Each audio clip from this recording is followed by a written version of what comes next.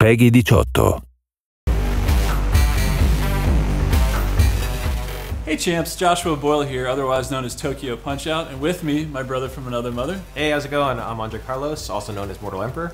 In today's development diary, we're going to talk about hitboxes, specifically in Quake Champions Phase 1 that we just implemented in the latest January patch.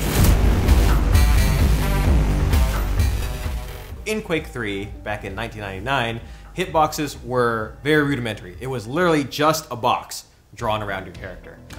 This worked, but it did have some problems. For example, when you viewed the box at different angles, let's say a 45-degree angle, it would actually create greater surface area for an enemy to hit you, up to 40% more, which really wasn't that good for competition. No. So when we went to Quake Live, we decided to change that.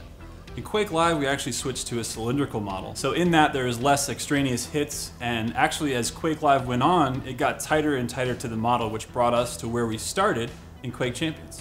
Right, so we knew going into Quake Champions, we wanted to make it a competitive game. The idea behind it was to get the hitboxes as tight to the model as possible.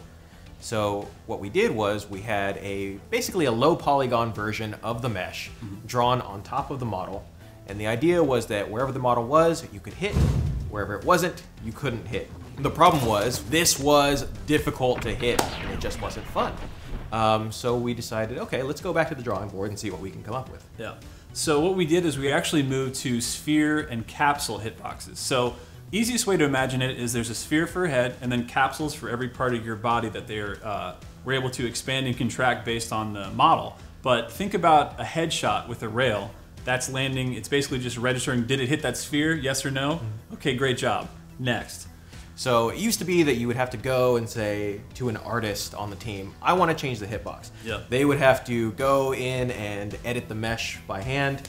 Now with the new system, a designer can go back to their desk and say, I think Nyx needs to be a little bit more hittable. Yeah. They can enter a few numbers, go in and test those changes immediately. And we can actually roll them out in every update if need be. Yeah.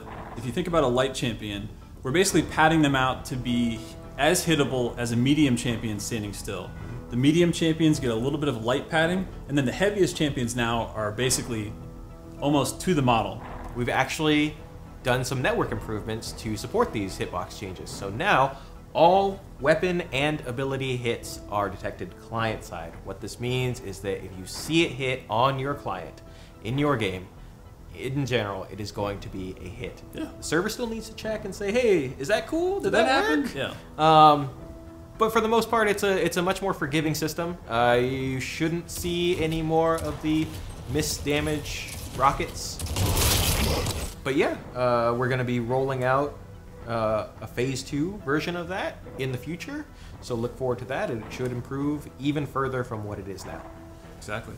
So thank you guys as always for joining us. We're going to do some more of these development diaries in the future, so hope to see you then. And until then, we'll be listening to you guys as always on Bethesda's forums, on Reddit, Facebook, Twitter, all over the world. Discord, you ever heard of that? Everywhere. And until then, we'll see you guys in the arena.